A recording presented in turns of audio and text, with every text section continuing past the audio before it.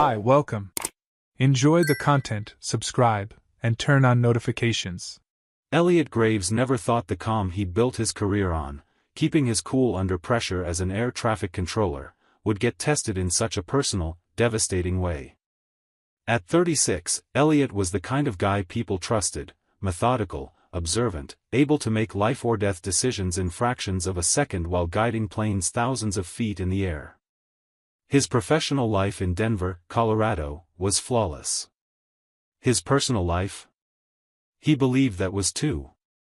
Married for 9 years to Brielle, a vibrant, social corporate event coordinator who was 34, Elliot saw his marriage as a solid anchor in the chaos of the world. They'd met at a mutual friend's birthday party, where Brielle won him over with her easy laugh and the way she made everyone feel like they mattered. Elliot, quieter and more introspective, fell for her energy, how she lit up any room. Their marriage felt natural, a logical next step after 2 years of dating when everything just seemed to fit. They bought a comfortable house in a quiet Denver neighborhood with a big yard where they planned to one day see kids playing. They didn't have children yet, but they talked about trying soon, maybe next year, once Brielle's career settled a bit and Elliot could adjust his shifts. Their routines were intense. Elliot worked rotating shifts at the control tower, sometimes overnight, sometimes in the afternoon, always alert, always focused, knowing lives depended on his precision. Brielle was constantly on the move, organizing conferences, product launches, corporate events that demanded her constant presence, occasional travel, and a wide network of contacts. She was outgoing, talkative, always glued to her phone replying to messages, coordinating teams, closing deals. Elliot admired her dedication, even if it meant they spent less time together than they wanted. They had an unspoken agreement, mutual trust, space to grow professionally, unconditional support. Or at least, that's what Elliot believed. The first signs were subtle, almost invisible. Brielle started staying at the office later more often, getting home after 10, exhausted but always with a ready excuse. An event ran long, a last-minute meeting with a demanding client, a technical issue she had to fix in person. Elliot never questioned it. He trusted her completely and understood the demands of a high-pressure job. Then came the trips.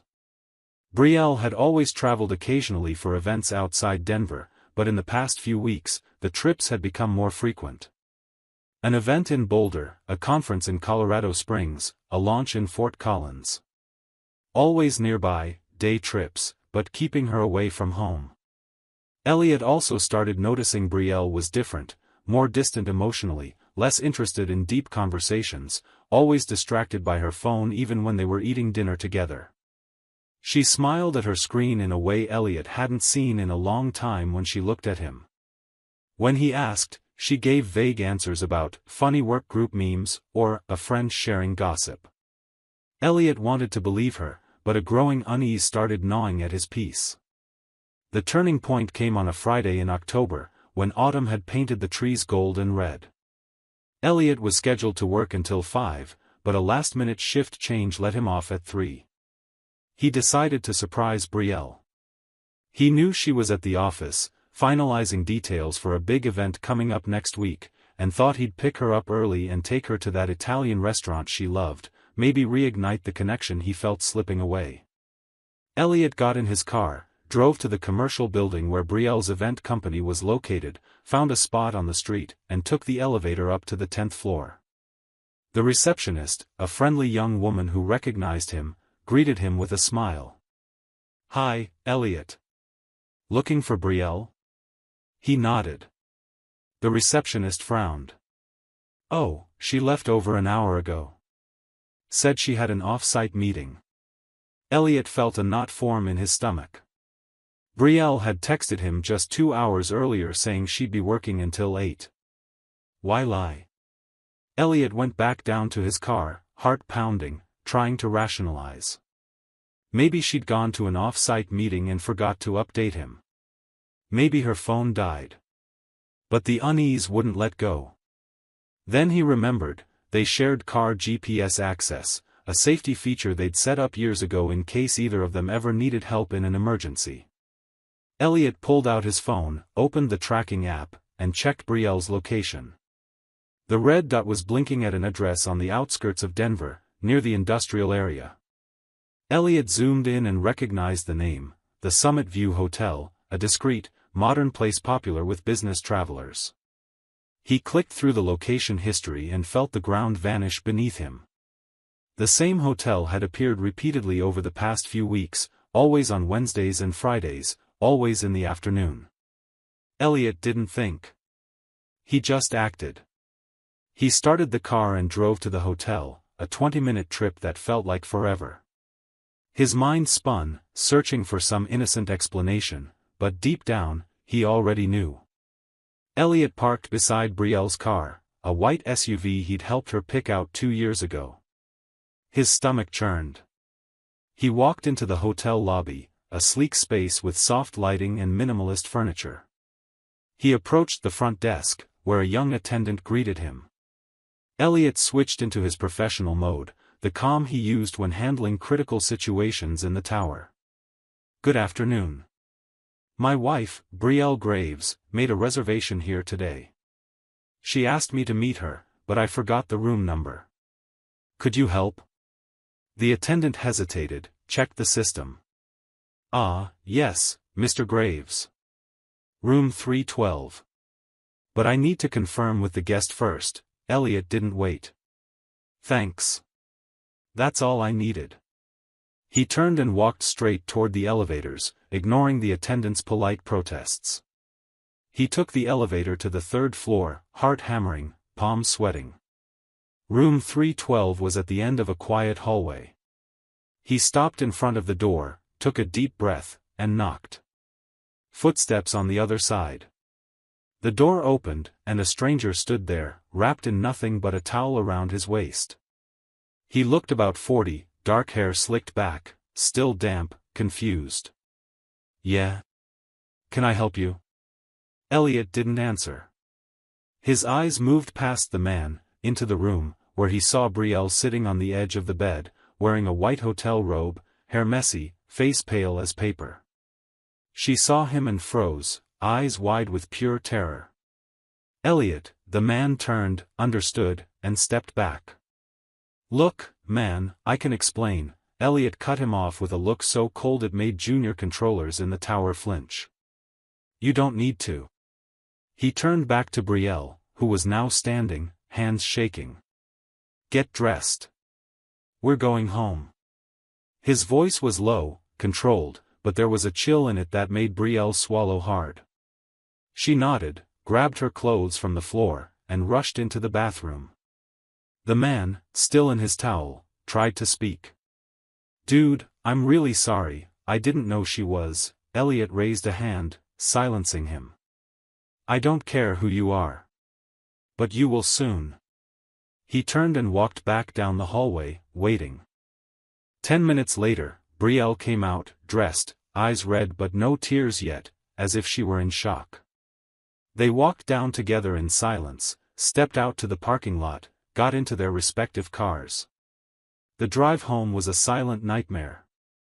Elliot drove on autopilot, his mind racing, processing, cataloging, deciding. While waiting at a red light, he pulled out his phone and took screenshots of the GPS history, saved everything to the cloud, and emailed copies to his personal account. Evidence. He needed evidence. They got home as the sun was setting, painting the sky orange and pink, a cruel beauty contrasting with the hell inside Elliot. They walked in. Brielle hesitated. Elliot went straight to the kitchen table, opened his laptop, printed out the GPS screenshots showing every visit to the hotel over the past weeks. He laid them all out like he was preparing a briefing. Brielle stood frozen in the kitchen doorway, arms wrapped around herself, looking at her husband with fear and guilt mixed together. Elliot finally looked at her, arms crossed, expression unreadable. "Do you have something to say?" Brielle broke. The tears finally came, pouring out, sobs shaking her body. She stepped forward, reaching for Elliot's arm, but he pulled away. "Elliot, please, let me explain, then explain." His voice was pure ice. Brielle sat down, hands over her face. It was an error. A terrible one. I never meant for this to happen. How many times? Elliot asked, pointing to the printouts. Count. How many times did you go to that hotel? Brielle sniffled, wiped her face. I don't know. Some. 8, maybe 10. 10 times isn't an error, Brielle. 10 times is a choice. A choice you made over and over. He leaned forward, hands on the table. Who is he? Greg Townsend. He provides AV equipment for events. We started working together in June, and he was attentive, funny, made me laugh, and that justifies it? Elliot's voice rose for the first time. That justifies you cheating on me? Lying to my face every single day? Brielle cried harder. No. It doesn't justify anything. I felt alone, Elliot. You're always working, always tired, we barely talk anymore, don't try to blame this on me. Elliot slammed his hand on the table, making Brielle jump. If you were unhappy, you should have talked to me. You should have tried to fix our problems together. But no, you chose to sleep with another man. How many times did I come home from work and you lied to my face, saying you were at an event? How many times did you kiss me after being with him? Brielle couldn't answer. She just cried.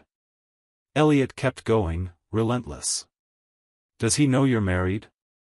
Brielle hesitated, then nodded. Is he married too? Silence.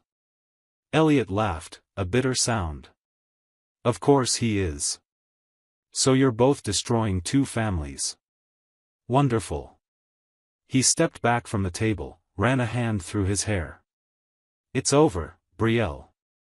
The marriage is over. Now. No. Brielle stood up, desperate. Please, Elliot, we can fix this. I'll end it with him, I'll go to therapy, I'll do anything you want, but don't end us like this. You ended us the moment you chose to betray my trust. Elliot stared at her. I trusted you completely. Not once, not ever, did I doubt you. And you threw that away for what? Because he made you laugh? Because I work too much? He shook his head. No.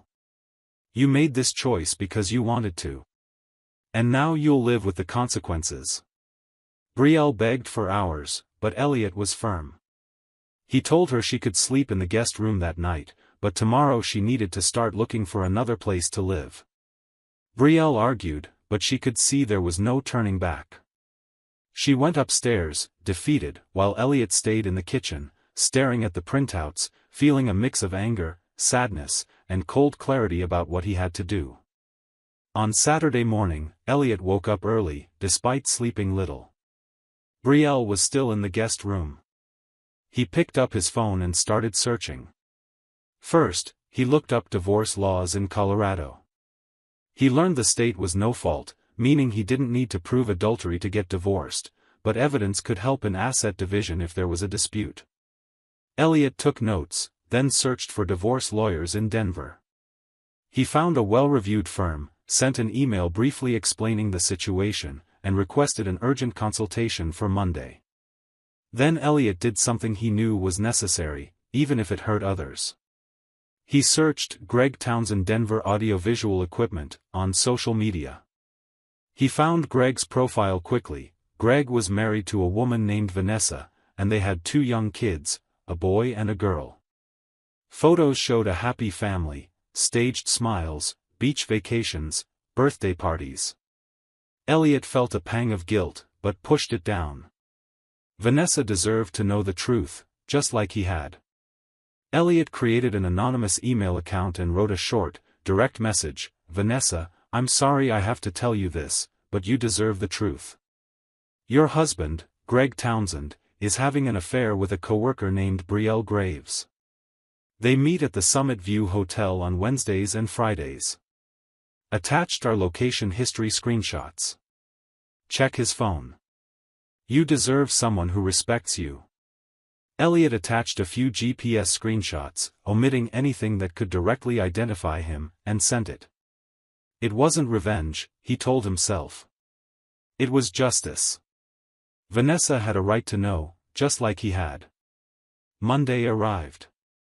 Elliot took the day off work and went straight to the lawyer's office, bringing all the evidence he'd collected. The lawyer, a middle-aged man named Richard Foster, reviewed everything carefully. "You've got a solid case," Richard said. "In Colorado, asset division is usually equal, but with these evidence of adultery and the fact your wife used joint funds for these meetings," he pointed to bank statements Elliot had brought, showing hotel charges, "we can argue for a more favorable split for you." "How long have you been married?" 9 years. "And you have joint assets?" "A house, 2 cars, some savings, and investments." "Nothing too complex." Richard made notes. "Kids?" "No, that simplifies things a lot. I'll prepare the divorce paperwork. Do you want to try for an amicable settlement first, or go straight to litigation?" Elliot thought for a moment. "I'll talk to her. If she cooperates, we can resolve this faster. But if she doesn't, I'm ready to push forward." Richard nodded. "Fair. I'll get everything ready. You'll have the documents to sign and serve within a week." Meanwhile, the bomb Elliot had planted was exploding in Greg's life. Vanessa got the anonymous email on Sunday night, checked her husband's phone while he slept, and found all the messages with betrayal that Greg had been careless enough not to delete. On Monday morning, she confronted Greg, who tried to deny it, but the evidence was overwhelming. Vanessa kicked Greg out of the house, called a divorce lawyer, and did something Greg didn't expect. She contacted betrayal's company, sending a formal email to HR detailing the affair between betrayal and Greg, a vendor, and how it had destroyed her marriage. She attached proof, including text exchanges where Greg and betrayal mixed business event details with romantic talk, suggesting conflicts of interest and inappropriate conduct. On Tuesday, betrayal was called into an HR meeting. She came home shattered. The company had terminated Greg's contract, banned him from future collaborations, and issued betrayal a formal warning for conduct that compromises the company's image and violates vendor relationship policies. She wasn't fired, but her reputation inside the company was ruined. Colleagues started whispering, judging glances followed her down the halls. Greg, realizing he'd lost not just a key client but others by association as word quietly spread through the industry, blamed betrayal. He called her, furious, saying she'd ruined his life, that Vanessa was fighting for full custody of the kids, that he was losing everything because of her. betrayal tried to defend herself, but Greg hung up and blocked her number. The whole thing ended as fast as it started, but the wreckage remained. When Elliot handed betrayal the divorce papers on Wednesday, she was completely broken. She didn't fight. She signed everything without contesting, accepting a split that left her with less than she could have legally claimed, just wanting it all to be over. Elliot kept the house, most of the investments, and they split the 2 cars evenly. betrayal moved into a small apartment on the other side of town, near her job, a sterile space that didn't feel like a home. The divorce was finalized in 3 months, surprisingly fast by most standards, thanks to both parties' cooperation and the lack of children or prolonged disputes. During that time, Elliot buried himself in work, taking extra shifts, keeping his mind busy. He avoided thinking about betrayal, blocked her on every social platform, deleted photos, stored memories in boxes in the attic he never opened again. Friends and family were told about the separation, and while Elliot didn't give gory details, the truth eventually leaked through mutual acquaintances. betrayal's reputation suffered, especially within their shared social circle. Some judged her harshly, others stayed neutral, but most naturally sided with Elliot, who'd always been seen as the stable, reliable partner. 6 months after that fateful Friday, Elliot was in a completely different place. He'd started therapy, not because he felt broken, but because he wanted to process everything healthily and move forward without carrying resentment. His therapist helped him understand that Brielle's betrayal wasn't a reflection of his failures as a husband, but of her choices as a person. Elliot also began exploring new hobbies. He'd always wanted to try rock climbing but never had time. He signed up for an indoor climbing gym in Denver and discovered he loved the physical and mental challenge, the need for total focus that quieted his restless mind. There, he met a group of people who became friends, including an instructor named Nadia, who had a warm smile and a genuine passion for mountaineering. They started talking after classes, found common interests, and for the first time in months, Elliot felt a real, honest connection with someone else. He wasn't ready for a relationship yet, but the possibility of starting over didn't feel so distant or frightening anymore. Brielle, on the other hand, struggled. She tried to rebuild her career, but the stain on her professional reputation followed her. She kept her job, but was never considered for promotions or prestigious projects again. Socially, she was isolated. Friends from the couple clearly picked Elliot's side, and making new friends was hard when she carried the weight of guilt and shame. Greg had vanished from her life, lost in his own bitter divorce where Vanessa was fighting fiercely for full custody of the kids, and winning. Brielle tried reaching out to Elliot a few times, sending messages apologizing, hoping for some closure or forgiveness, but he never replied. Eventually, she stopped trying. The last bit of news Elliot heard about her, through a mutual acquaintance who mentioned it casually, was that Brielle had moved back in with her mother in Colorado Springs, quit her job in Denver, and was trying to start over far from judging eyes and painful memories. A year after the discovery, Elliot sat in his living room, the house truly his now, rearranged to his taste, free of the ghosts of a marriage that no longer existed. He looked out the window at the backyard, where the first spring flowers were beginning to bloom, a symbol of renewal he didn't miss. Elliot thought about everything that had happened, how a single afternoon had changed his life completely. He could have stayed trapped in bitterness, anger, in a prolonged desire for revenge. But he chose differently. The revenge he carried out was surgical, necessary to ensure justice and protect his own interests, but it didn't consume his soul. He exposed the truth, let the natural consequences unfold, and then simply moved on. There was no more room in his life for Brielle, for the past, for what could have been. Only for what would be from here on out. Elliot learned painful but valuable lessons. He learned that trust, once broken, can't be rebuilt with empty words or promises. He learned that people make choices, and those choices have consequences that echo far beyond the moment they're made. He learned that sometimes, the most powerful response to betrayal isn't rage or destructive revenge, but simply removing the person who betrayed you from your life and rebuilding something better, something stronger, something truly yours. And above all, he learned that moving on didn't mean forgetting or pretending the pain never existed, it meant carrying the lessons learned while refusing to let them define his future. The last time Elliot thought about Brielle was on a Saturday afternoon, while climbing a challenging wall at the gym, Nadia watching below with an encouraging smile. He reached the top, touched the final hold, and looked down. The height didn't scare him anymore. Nothing scared him anymore.